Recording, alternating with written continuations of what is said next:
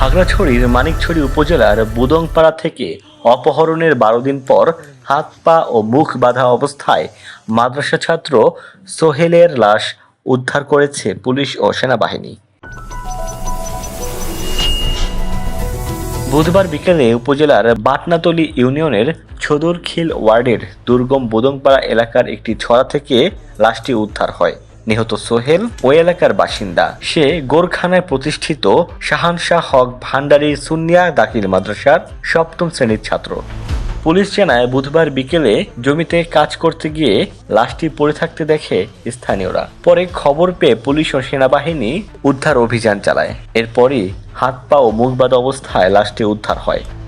এর আগে গত 4 জুলাই রাতে মানিকছড়ি উপজেলার বাটনাতলী ইউনিয়নের ছদরখিল এলাকা থেকে নিখোঁজ হন সোহেল। পরে অজ্ঞাতনামা ব্যক্তিরা সোহেলের নানার নম্বরে ফোন দিয়ে 5 লাখ টাকা মুক্তিপণ দাবি করে। এই ঘটনার পর গত 11 জুলাই সোহেলের নানা আব্দুর রহিম অপহরণ মামলা করেন।